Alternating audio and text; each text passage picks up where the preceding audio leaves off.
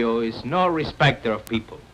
The rich, the poor, the strong, the weak, no one is immune. But soon, perhaps within a year, there may be a vaccine. A vaccine available to all that may be the answer. Help your National Foundation for Infantile Paralysis to store up supplies of the Dr. Salk polio vaccine. Yes, but to fight polio this year will take a lot of money. Give till it hurts, and then somebody else's hurt won't be quite so bad. And you know, they help all needy victims, regardless of their age, race, color, or creed. And that's what every good American should do. Join the March of Dimes. Ho, hi ho, research will win, we know. If we all pitch in, we're bound to win with a hi, hi ho, hi ho, hi ho, hi ho. We'll lick the polio with dimes and quarters and our dollars, ho, hi ho. Polio first rocked America in 1894 in Vermont, with a total of 134 recorded accounts. It then returned in 1916, with a total of 27,000 recorded cases. Among these cases was President Franklin D. Roosevelt. 12 years before his presidency, Franklin D. Roosevelt contracted polio. In efforts to stop the disease, Roosevelt hosted birthday balls in hopes to raise money for research. The money from these balls came from drives and dances, from collection cans passed around in theaters, and donation baskets passed around at fairs. In 1938, the National Foundation for Infantile Paralysis was founded in Roosevelt's name. With help from Basil O'Connor, the foundation went on to establish the March of Dimes, a fundraising campaign that fought against polio.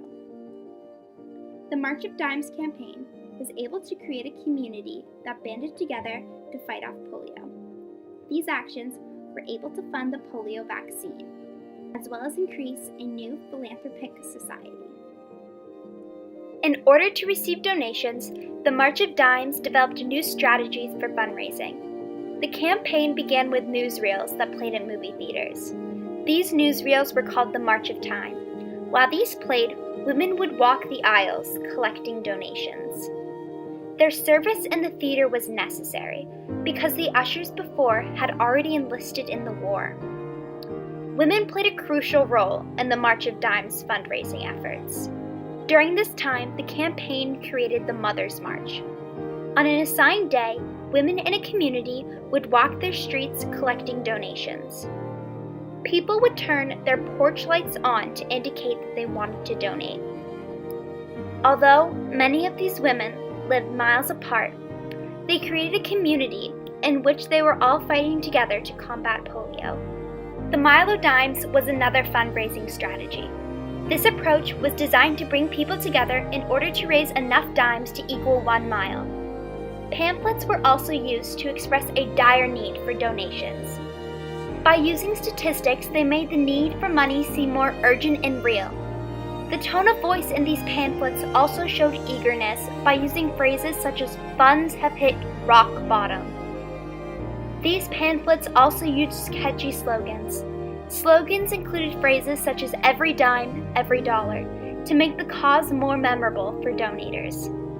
Children were also a great way to increase donations. Since they were more prone to the disease, marketers took this as a way to develop a new form of child propaganda that was purely marketable. The March of Dimes used a new approach for targeting their market. They began to view potential as undifferentiated. They moved away from the heavy user aspect, which only targeted the big spenders, or those who would donate the most amount of money. The March of Dimes community began to open up to an entire new sect of people. They are no longer worrying about the amount of money people donate, but the involvement of every American citizen.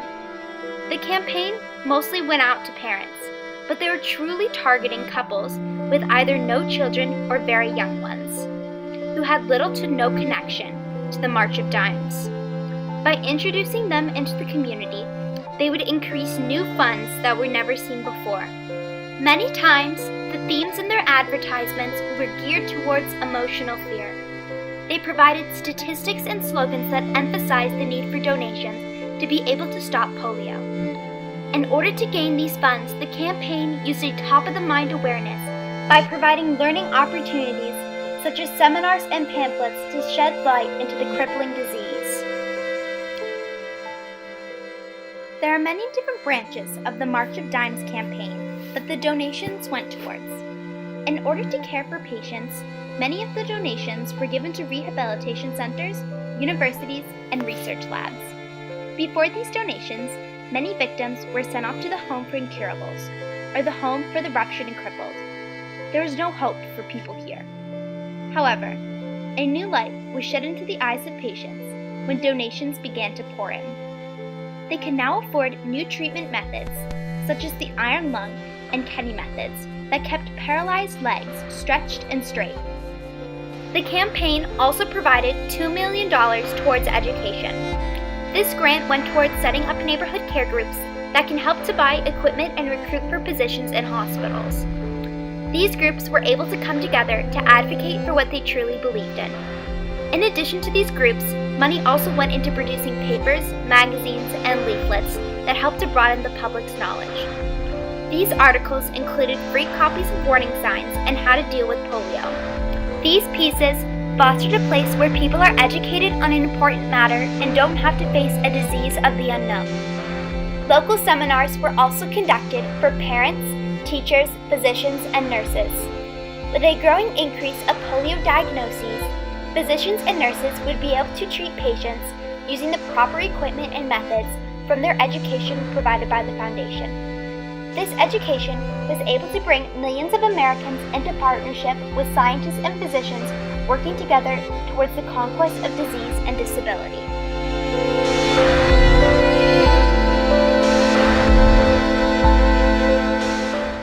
With funds from the foundation, Basil O'Connor established Jonas Salk's professorship at the University of Pittsburgh. With help from scientists provided by the foundation, Salk was able to invent the first ever effective polio immunization. By April 12, 1955, the Salk vaccine was declared safe for widespread use. The vaccine had dropped polio diagnoses 99% in 1979 and was almost eliminated from America.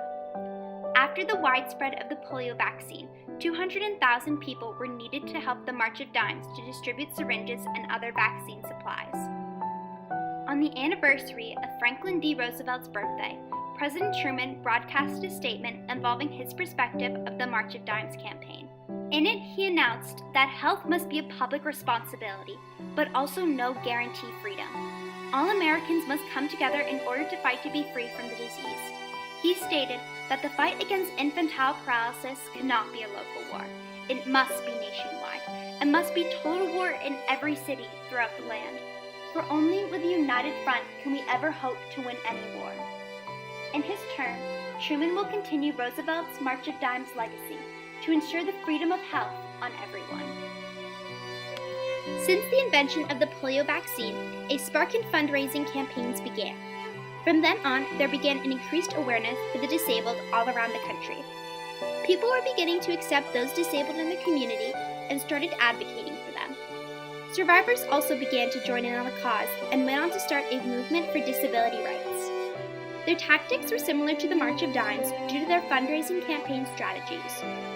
They fought towards disability rehabilitation therapy as they neared the end of their polio treatment. The spark brought by the polio epidemic was able to revolutionize philanthropy into the modern-day world. For years, parents lived in fear that a summer cold may lead to death or permanent paralysis, common among polio victims. It was a time where many citizens left their home without a proper education on the matter of polio. No one was safe from this threatening disease. However, a new hope arrived with the establishment of the National Foundation for Infantile Paralysis, March of Dimes. For their extensive work, the campaign is credited for their public understanding of polio, to the care of its victims, and to the victory. The campaign was able to band people together to form a nationwide community for the war against polio. Their perseverance during this time was able to fund the polio vaccine and revolutionize a world of philanthropy used today.